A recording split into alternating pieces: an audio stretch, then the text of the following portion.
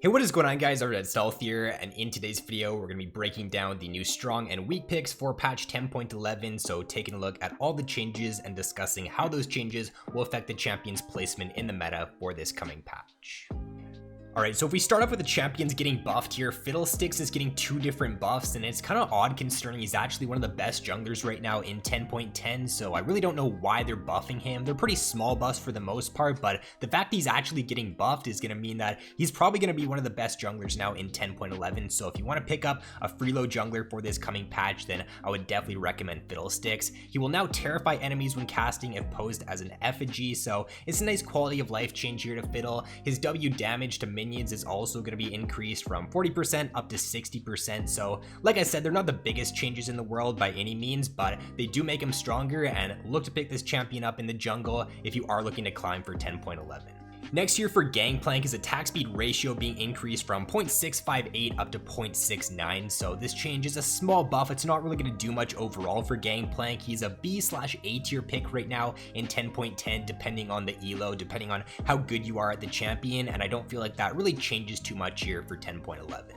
So next up here for Hecarim, a buff and a nerf, but overall it should end up being a net buff. Q damage, the base on that is being increased from 55 at rank 1 up to 60. When you get it maxed out, it's going from 215 up to 228. Now his Q damage to minions though, it is being decreased from 66% down to 60%, but when I did the calculations, it turns out that the damage increase you get there from the base on your Q, it's gonna outweigh the nerf to the damage to minions. So what this means is that you're gonna deal more damage to champions now in this coming patch with your Q, and you're still going to deal actually a little bit more damage to minions. I'm pretty sure you deal about 3% more damage to minions because of this change, and then about like 9% more damage to champions. So Hecarim does get a little bit stronger here in 10.11. I don't think this is like an insane change or anything. I still think he does remain an A tier pick. Now next up here for Kaisa, Q bonus AD ratio increased from 35% up to 40%. Ultimate range there increased at the later rank, so it's going to be the exact same at rank 1, but going from 2500 up to 3000 once you get max rank in it. So it's a pretty small buff overall, but you do have to keep in mind that later on in this video, Kaisa's also getting a base HP increase like a lot of the other AD carries, so she's actually getting like 3 or 4 different buffs here in this coming patch, and I think that with these changes, she will bump up into A tier for 10.11.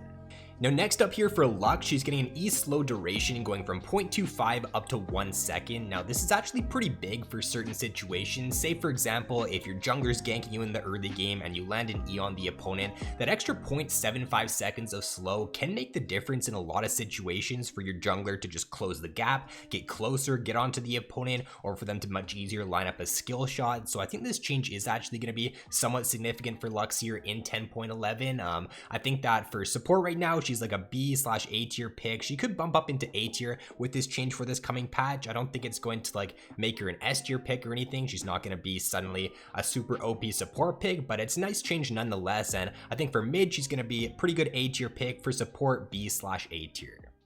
And then for AD carry, there's a lot of different champions getting some buffs here in 10.11, so we're just going to go over all these changes at once here. As you can see above, a lot of different AD carries are getting a base HP increase by 30, as well as an HP per level increase by 2, so I'm not going to read out every single AD carry that's getting that buff. You can just see there above, those are the AD carries getting that buff. Now below, the Lucian, Kalista, Tristana, and Vayne, they're not getting that base HP increase by 30. The reason being is because these AD carries are a lot more potent in a solo lane, so if Riot were to buff their base HP by 30, it would make them a lot stronger like in the mid lane or in the top lane, and they don't really want that to happen. They don't want these buffs to make solo lane AD carries stronger. They want it to make just bot lane AD carries stronger. So for Lucian, Kalista, Tristana, and Vayne, they're more so getting like scaling buffs. So Lucian's passive second auto crit damage is being increased there from 75% up to 100%.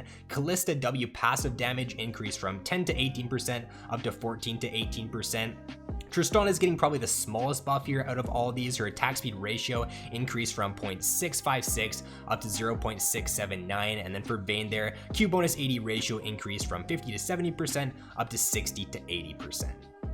So overall, what these changes mean for the AD carry role for 10.11, I think it makes it so that scaling AD carries, weaker early game AD carries, do get a little bit stronger. The fact you're giving them 30 extra HP there does allow for them to sustain through the laning phase a little bit easier, hit their mid to late game a little bit easier. Like, it's not going to make them insanely strong or anything, but it does make them slightly better. I think it does nerf a little bit, like early game focused AD carries that do you want to play aggressive in the early game, having that extra 30 health on the enemy AD carry is going to make them more difficult to kill. I also think that it does kind of shift the support meta a little bit. It's going to make it so that those aggressive all-in supports like the Nautilus, the Leona, the Blitz, they do get slightly weaker because they don't have as good one-shot potential. And I think it does make like the scaling supports or the heal and shield supports, I do think it makes them a little bit better. So like the Janna, the Soraka, those type of picks, I do think they get slightly stronger here for 10.11. So if we move on to the champions getting nerfed now, Graves, his initial Q damage ratio, it's being decreased from 100% AD down to 80% AD. So this change is somewhat significant, like his scaling is going to be a little bit weaker here, but keep in mind that this is his bonus AD ratio. So throughout the early game, throughout the early to mid game, you're really not going to feel this change at all. This change isn't really going to come into effect until you do reach later on into the game. So I feel like this is somewhat negligible for Graves. I do still expect him to remain an S tier pick.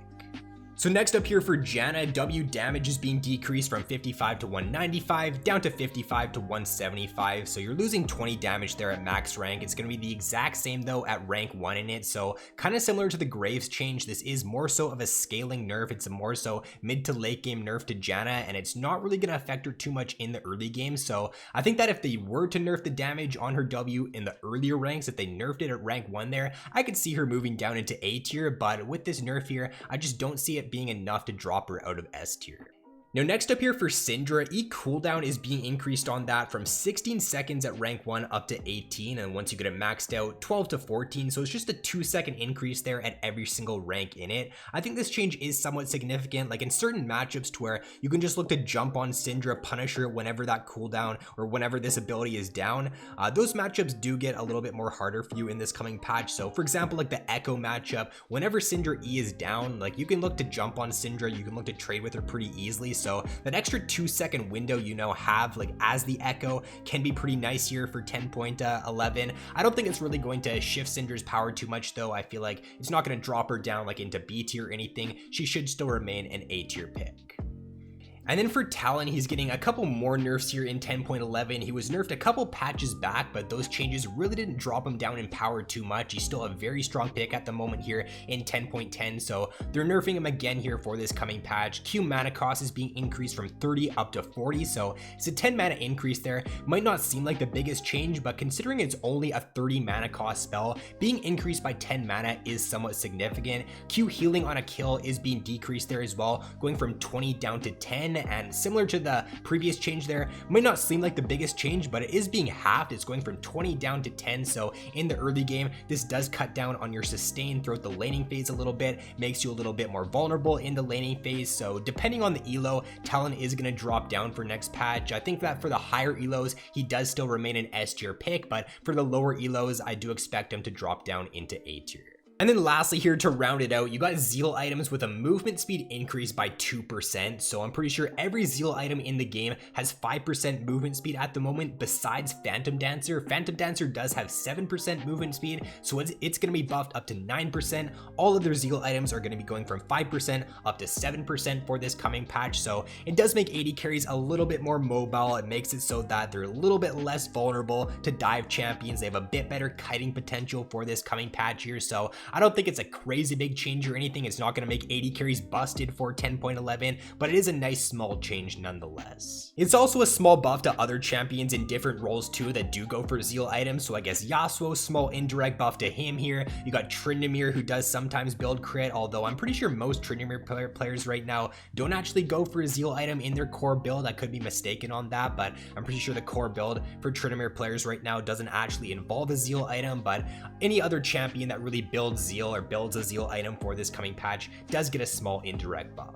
Alright, so that is going to be all for the video, guys. That's what we're looking at heading into 10.11. So I think overall, there's not really any super big meta shifting changes other than the fact that AD carry as a role in general does get a little bit better here for 10.11. I don't think the changes are super crazy or anything though. I don't think it makes AD carry just this busted role now for this coming patch, but nonetheless, AD carries do get slightly stronger here in 10.11. If you guys did enjoy this video, then be sure to drop a like and subscribe if you have yet to already. So thanks for watching, have an awesome day, and I will see you in my next video.